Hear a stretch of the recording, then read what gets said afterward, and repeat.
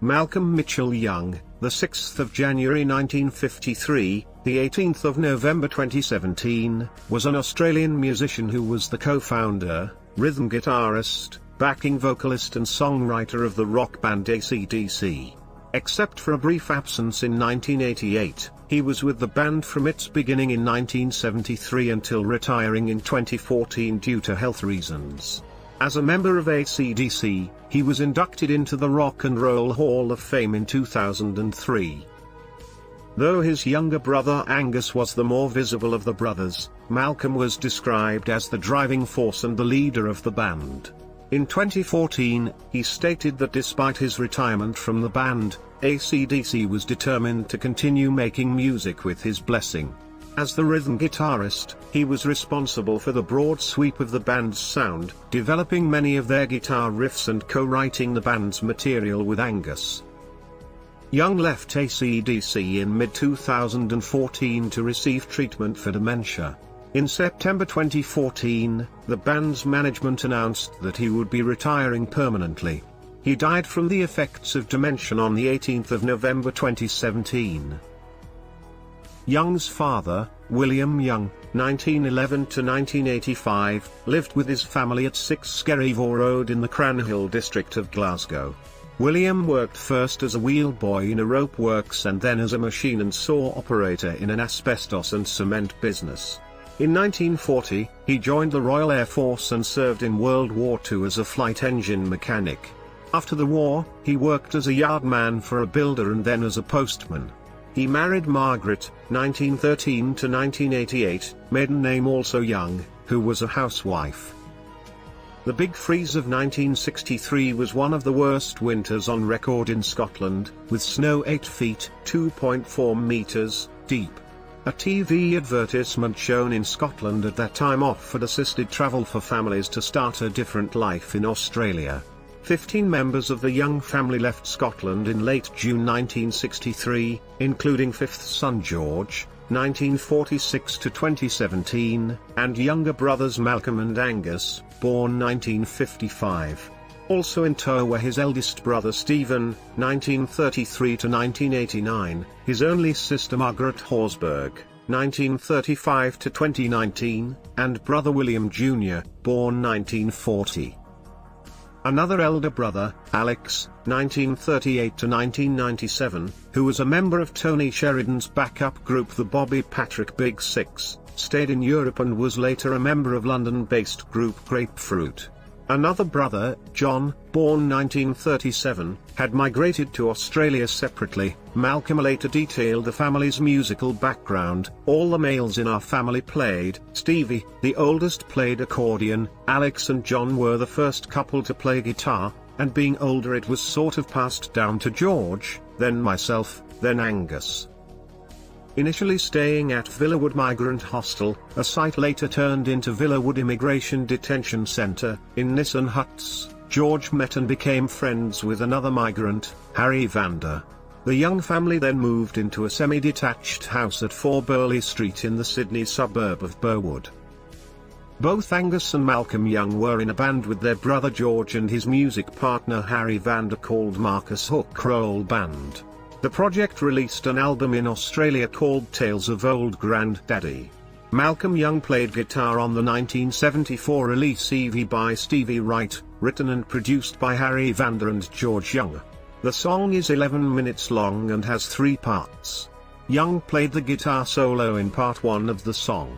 Malcolm Young was in a short-lived Newcastle-based band The Velvet Underground, not the well-known 1960s band.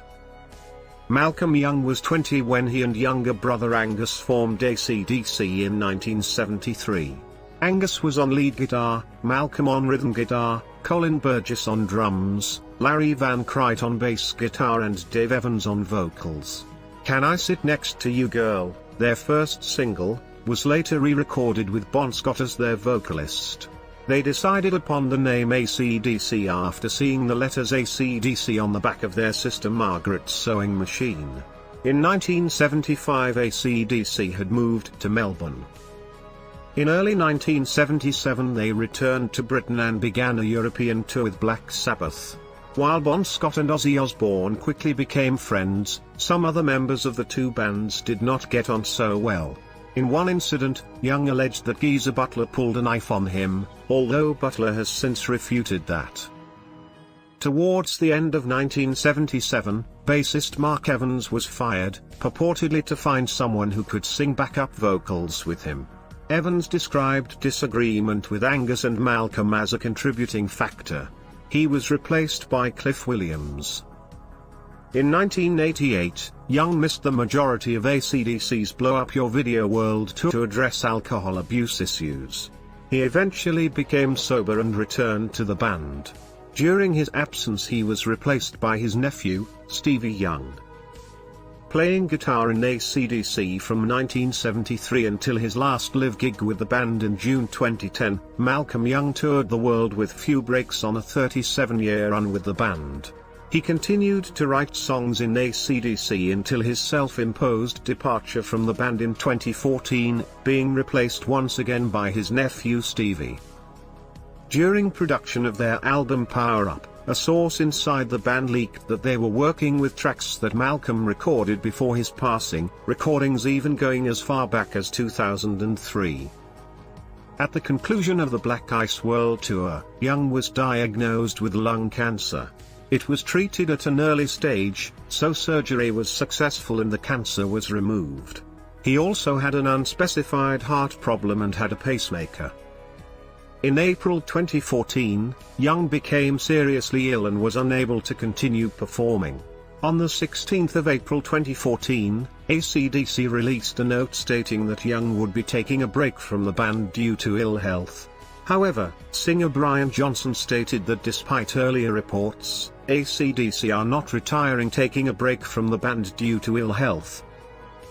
In July, Johnson revealed that Young was in hospital receiving treatment for an unspecified condition and during May recording sessions had been replaced in the studio by guitarist Stevie Young, his nephew.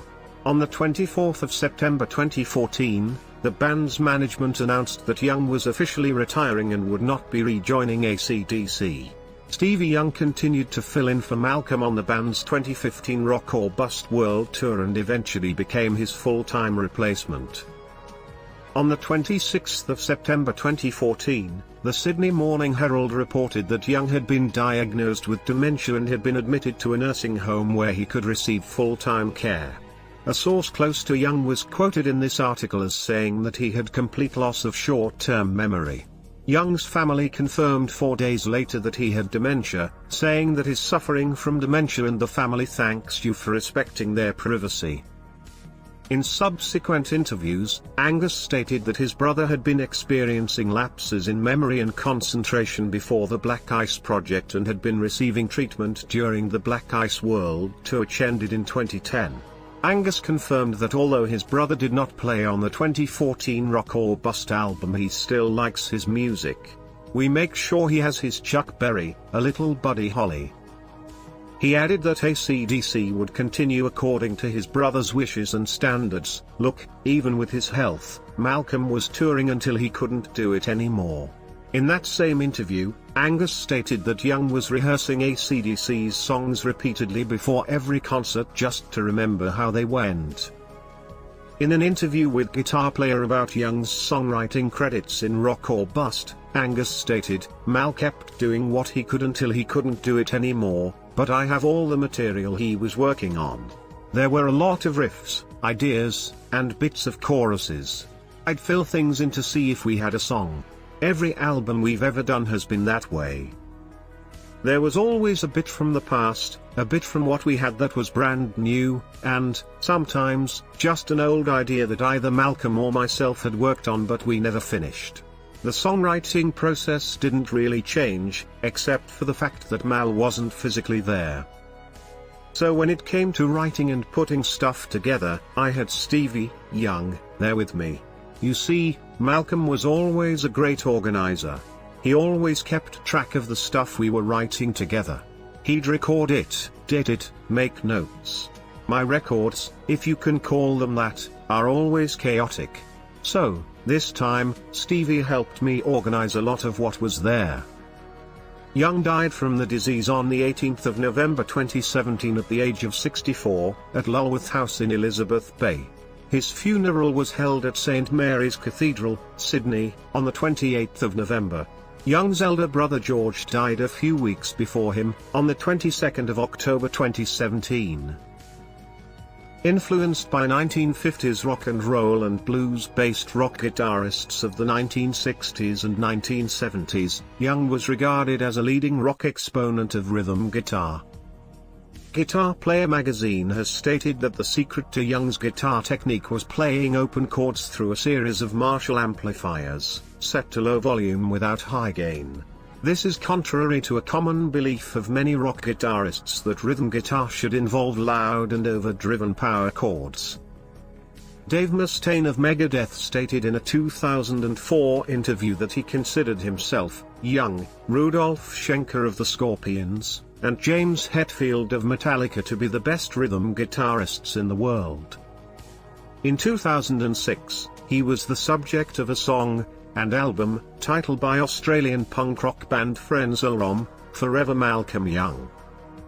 In 2017, Gretsch Guitars reissued the Gretsch G6131 Mi, a signature guitar based on Young's modified 1963 Gretsch Jet Firebird. On the day of Young's passing, several of the biggest names in rock and metal sent out tributes to Young, including Eddie Van Halen, Ozzy Osbourne, Black Sabbath, Guns N' Roses, Dave Mustaine of Megadeth, Billy Idol, Paul Stanley of Kiss, Joe Walsh, Joe Satriani, Def Leppard, Scott Ian of Anthrax, Foo Fighters, Alice Cooper, and Vince Neil and Nikki Sixx of Motley Crue. Many of these artists covered an AC/DC song at their concerts on the day of or around the time of Young's passing as part of their tribute. Rest easy dear Malcolm.